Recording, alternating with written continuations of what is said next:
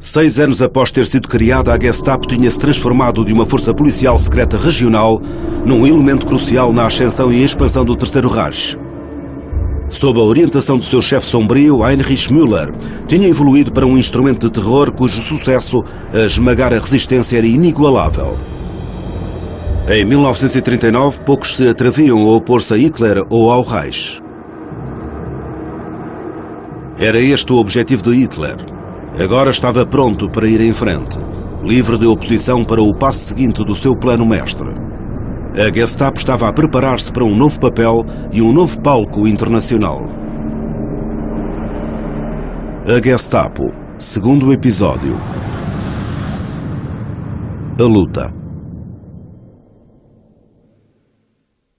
Eu sou o homem que começou a guerra. Uma afirmação incrível? Podem ser cínicos à vontade. É verdade.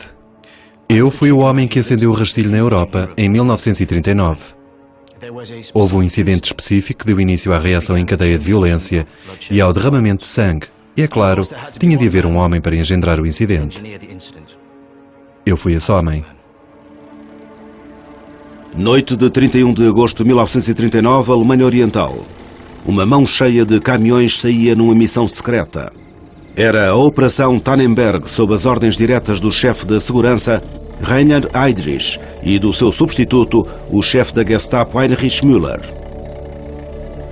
A tensão tinha vindo a aumentar ao longo da fronteira entre a Alemanha e a Polónia. A imprensa alemã tinha relatado múltiplas alegações de provocações polacas, todas elas infundadas. Alfred Naujoks era um oficial dos serviços de segurança sob o comando da Gestapo e ficou contente por descrever mais tarde o papel que desempenhou nessa noite. Recebi ordens para ir para Gleiwitz com 5 ou 6 homens dos SD e de esperar lá até receber uma palavra código de Heydrich. Naujoks estava à espera da palavra código a morte da avó. Quando chegou, Naujoks e os seus homens entraram em ação. Heydrich disse: para levar a cabo este ataque, informem Müller acerca de alimentos enlatados. Alimentos enlatados era um código para um cadáver fresco que era devidamente recolhido. Depois, Naujoks e os seus homens invadiam a estação de rádio local no lado alemão da fronteira, fingindo serem soldados polacos. Disparavam alguns tiros e um orador polaco difundia uma emissão instando a população local a erguer-se contra os nazis. Os falsos polacos desapareciam, deixando o cadáver para trás. Só que ele não estava bem morto. Eu tinha-o colocado à entrada da estação. Ele estava vivo, mas estava completamente inconsciente. Tentei abrir-lhe os olhos. Não consegui perceber pelos olhos que estava vivo, só pela respiração. Não vi os ferimentos dos tiros, mas havia bastante sangue a escorrer-lhe pelo rosto. Ele vestia roupas civis. O homem era Franciszek Oniok, um cidadão alemão que tinha sido preso por simpatizar com os polacos. Morreu onde Naujoks o colocou e seria utilizado como prova da agressão polaca. Walter Schellenberg, um mestre espião de posição elevada e subconsequentemente chefe dos serviços secretos alemães, sabia tudo acerca da trama. Foi uma das ordens secretas de Hitler. Antes do dia 1 de setembro de 1939, se possível, tinha de ser criada uma causa absolutamente irrepreensível para a guerra. Uma causa que permanecesse na história como uma justificação total e rotulasse a Polónia, aos olhos do mundo, como o agressor contra a Alemanha. Algures ao longo da fronteira, Müller da Gestapo tinha planos para mais alimentos enlatados. Müller discutiu na minha presença acerca de outro incidente na fronteira, no qual se deveria simular um ataque dos polacos aos soldados alemães. Müller declarou que tinha 12 ou 13 criminosos condenados que deveriam ser vestidos com uniformes polacos e deixados sem vida no solo no local do incidente, para mostrar que tinham sido mortos durante o ataque. Para tal, deveriam levar injeções fatais administradas por um médico às ordens de Heydrich. Depois também deveriam apresentar ferimentos de tiros. Depois do ataque, membros da imprensa e outras pessoas seriam levadas ao local do incidente. Um relatório policial deveria ser posteriormente preparado. Os planos da Gestapo tinham resultado. No espaço de algumas horas, Hitler denunciava um total de 21 supostas incursões nas fronteiras por parte dos polacos. Am Tage der Danziger Freiheitskundgebung hatte der Führer die Männer des Deutschen Reichstags einberufen. Vor aller Welt verkündete er: Polen hat heute Nacht zum ersten Mal auf unserem eigenen Territorium auch mit bereits regulären Soldaten geschossen. Seit 5:45 Uhr wird jetzt zurückgeschossen. As notícias fizeram eco do grito de batalha de Hitler. 1. September, Überfälle auf Reichsgebiet. Stadt Beuthen wird von polnischer Artillerie beschossen. 2 Bewohner getötet, 35 verwundet. Das ist der Krieg! Era de facto o início da guerra e não apenas com a Polónia. Horas antes, a Grã-Bretanha tinha reafirmado a sua solidariedade com a Polónia. Também ela seria arrastada para o conflito. Era exatamente isto que Hitler pretendia. Ele estava militarmente bem preparado e a Gestapo há meses que se vinha a treinar para este momento. Para Hitler não se tratava de levar apenas o seu exército para a guerra. Ele estava a levar a sua força policial. Comboios especiais transportaram a polícia para a fronteira oriental. Um total de 131 mil efetivos.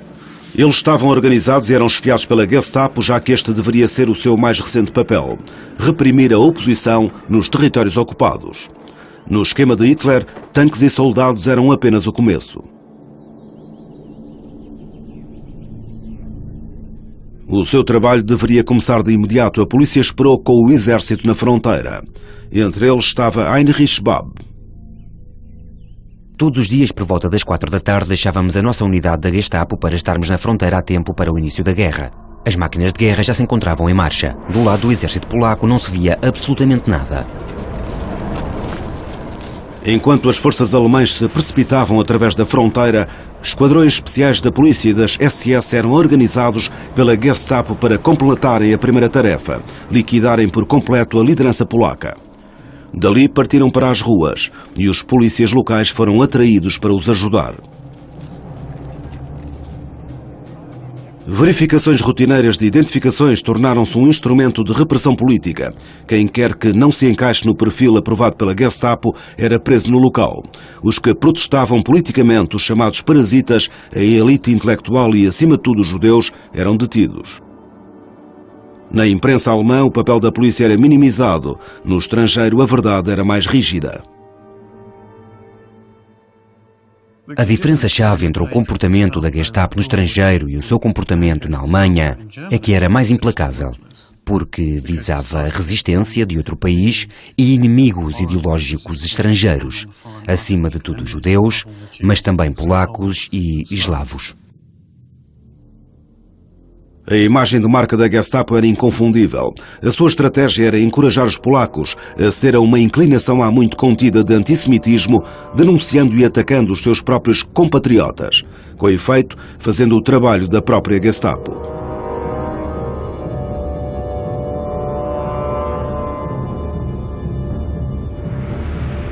Os que eram presos eram deportados para os novos campos de concentração no leste, modelados de acordo com o original de Himmler, nos arredores de Munique, Dachau.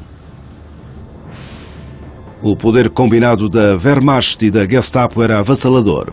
No espaço de semanas, Varsóvia caía. Fiquei chocado com o que restava da cidade que conhecera. Casas em ruínas e reduzidas a cinzas. Pessoas esfomeadas e desoladas. Um manto de pó e fumo pairava sobre a cidade e por todo o lado podia sentir-se o odor adocicado de carne queimada. Estava tudo calmo. Varsóvia era uma cidade morta.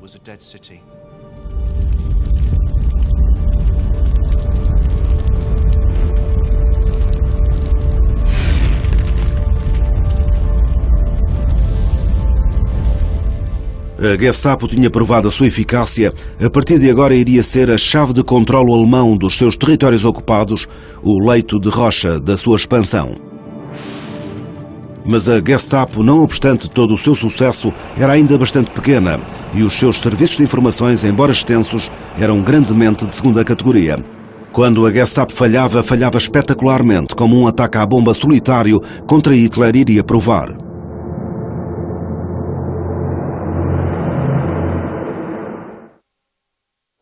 Am Vorabend des 9. November erfolgte das ruchlose Bombenattentat auf die traditionelle Führerkundgebung im historischen Bürgerbräukeller.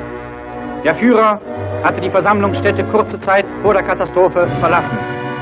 Wäre die Kundgebung wie üblich verlaufen, so hätte der Mordplan sein Ziel erreicht. A explosão foi ato de assassino solitário. A Gestapo não tinha sabido do assunto ou contado com algo assim, nem detectado a bomba colocada no local. Foi falhanço espetacular. Mesmo para a Gestapo, a menina dos olhos do Führer, recuperar de tal desastre não iria ser fácil. Die Wunden nicht so sehr tief sind, aber das Wichtigste war mir, wie ich aus dem Verhau raus, aus der Gesteinen rausgekommen bin, dass ich gewusst habe, der Führer ist in Sicherheit und du warst mit deiner Fahne so weg. A Gestapo estava em baixo, mas sem o saber tinha tido sorte. Num dos seus controles fronteiriços de rotina, efetuados mais cedo nesse dia, tinham detido homem que tentava passar para a Suíça. Para sua surpresa e alívio, tinham em seu poder o assassino Georg Elser, já sob custódia. Heinrich Müller conduziu ele próprio o interrogatório de Elser. Ele estava determinado a redimir a reputação da Gestapo e a vingar-se de Elser. Os lábios de Müller estavam comprimidos e havia uma expressão malévola nos seus olhos pequenos. Então disse muito suavemente, com um grande ênfase: "Nunca tive um homem à minha frente que não acabasse por quebrar. Se tivesse sido dado a Elser algum do tratamento que lhe dei mais cedo, ele não se teria metido nisto." Era o Müller, o pequeno detetive da polícia de Munique, que tinha agora um poder praticamente ilimitado. Müller sujeitou Elser a intenso interrogatório, o eufemismo da Gestapo para tortura. Além disso, a sua família inteira foi detida e mantida presa durante semanas. Detenção de parentes, como era chamada, era o último feito da Gestapo. Ninguém sabia onde estavam os infelizes. Não lhes era permitido enviar aos seus parentes quaisquer informações de que ainda estavam vivos. Eles próprios não sabiam onde estavam. Eles espalhavam deliberadamente a notícia de que todos os relacionados com os traidores eram executados. Sabiam muito bem o terror que isto criava entre aqueles que alguma vez tivessem tido ideias oposicionistas. No final, contudo, a Gestapo admitiu que Elser tinha atuado sozinho. Não foi executado, não fosse poder vir a ser útil. Em vez disso, foi preso no campo de concentração de Scharnhausen e mais tarde transferido para Dachau. A rápida resolução do episódio da bomba na cervejaria contribuiu de alguma forma para resgatar a reputação da Gestapo, mas em última análise a sua salvação residiu no facto de Müller, Heydrich e Himmler terem se tornado indispensáveis. Juntos mantinham uma garra de ferro sobre toda a rede de segurança alemã e sem eles os planos de Hitler ficariam em perigo.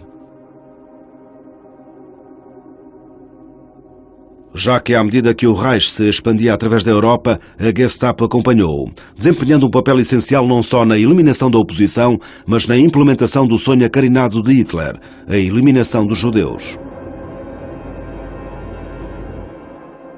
O plano corria suavemente através da Alemanha. O SS Untersturmführer Kurt Lischka, que tinha tido um grande sucesso a lidar com as questões judaicas na Gestapo de Berlim, continuava a sua tarefa em Colónia. Ali, em breve, encheu as suas celas com suspeitos da oposição e começou a elaborar um plano para deportar todos os judeus da cidade, umas 12.000 pessoas. Mas antes de poder terminar a sua tarefa, foi-lhe dado um novo posto. Tendo provado a sua eficácia, estava na curta lista para um dos cargos de administrador de combate.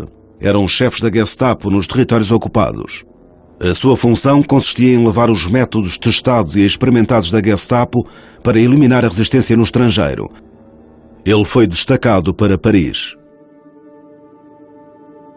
Instalou-se de imediato em gabinetes sumptuosos na Rue des Saussets, um nome que se iria tornar infame na história parisiense. Exatamente como fez em Colónia, transformou a Gestapo numa organização de terror.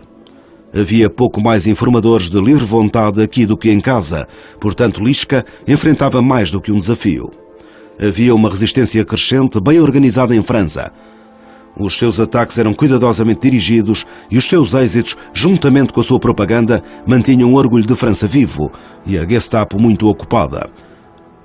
Não obstante as tentativas de Lischka para manter o moral, Paris não era um posto fácil. Alguns dos problemas de Lischka vinham de concidadãos alemães que se opunham ao seu governo e tinham fugido para o estrangeiro para tentar fazer alguma coisa em relação a isso. Entre eles, Peter Gingold. Foi algo importante e simbólico. Através da nossa atividade, os franceses sabiam que nem todos os alemães eram nazis. Nem todos os alemães eram fascistas. Havia também outros alemães. Gingold alterou a sua aparência e assumiu uma nova identidade. Sob o nome de Pierre Gambert, ele e a sua mulher juntaram-se à luta contra os nazis perto de Dijon. A sua tarefa era distribuir panfletos destinados ao exército alemão, uma atividade de alto risco que não demorou muito. Foi preso por um francês e entregue imediatamente à Gestapo. Gingold sabia que a Gestapo iria torturá-lo para saber tudo acerca da sua organização, mas ele estava preparado. Fui trazido para aqui com 4 homens da Gestapo. Quis que eles me pusessem à frente desta porta.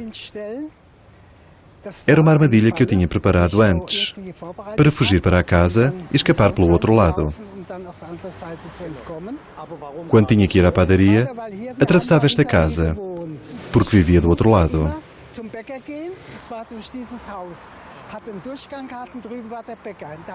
Foi assim que conheci esta casa, que tornou possível a minha fuga. Sabia que estava a lutar pela minha vida. Entrei por esta porta e desci a rua para a direita. Foi assim. Gingold voltou para a resistência e tornou a alterar a sua aparência. Desta vez com um bigode e uns óculos. A Gestapo nunca o apanhou. Outros, tal como o agente duplo suíço Jacob Leonard, não tiveram a mesma sorte. Fui acordado em pânico com a dor de uma facada. Quando abri os olhos e tentei sentar-me, alguém me bateu com força na cabeça. Estava um SS em pé, ao lado da minha cama, e outro atrás de mim com uma metralhadora. "Levanta-te, seu porco!" gritou ele e bateu-me outra vez no peito com o cacetete. Arrancaram-me da cama e ordenaram-me que me vestisse, sempre a bater-me. Tiraram o meu passaporte e outros pertences e revistaram-me para ver se tinha armas. Por um momento, o homem da metralhadora olhou-me como se me fosse alvejar ali mesmo, mas os outros impediram-no. "Não faças isso, temos de levar este." Eu estava a sangrar da boca e do nariz. A minha cara estava cheia de sangue e eu estava a começar a engoli-lo. Mal me podia mexer. Arrastaram-me para o carro e eles atravessaram a cidade a grande velocidade. Pararam em frente a uma casa que tinha uma tabuleta por cima da porta que dizia "Polícia Secreta do Estado. Gestapo." Leonard foi colocado em custódia protetora, o eufemismo da Gestapo para prisão política. Ele protestou a sua inocência ao agente que o interrogava. Ele disse: "R. Leonard, sabe que temos métodos que o farão dar-nos uma confissão." Mas eu insisti: "Não tenho nada a confessar." Eles vendaram-me e em seguida bateram-me na parte de trás da cabeça, fazendo com que a minha cara batesse na parede. Os meus óculos partiram-se e senti uma dor perfurante nos olhos. Eu recuei, mas eles não me deixaram até eu desmaiar, incapaz de me mover, com os sobrolhos rasgados, a face cortada e o nariz partido. Helene Moshkevich era uma jovem combatente da resistência, infiltrada na Gestapo de Bruxelas. A palavra adega tinha conotações tenebrosas na Gestapo. Era uma câmara de tortura do tipo da Inquisição. Ouvi gritos tão lancinantes que perdi a cabeça e corri impulsivamente na direção da sua origem. A porta estava aberta e lá dentro estavam 2 carrascos despidos da cintura para cima a chicotear um homem amarrado àquilo que parecia uma tábua de carniceiro. O seu corpo inchado fora espancado e tinha uma quantidade de cortes e feridas a sangrar. Quando os brutamontes me viram, pararam incrédulos. Um deles perguntou o que é que eu estava a fazer ali. Eu disse que os gritos do homem se ouviam lá em cima e perguntei estupidamente porque é que eles o estavam a espancar até à morte se ele não falava. Em Paris, Kurt Lischka tinha recebido uma nova missão. Ele deveria começar as deportações de todos os judeus de França. Foi aí que ele sentiu que podia provar o seu valor.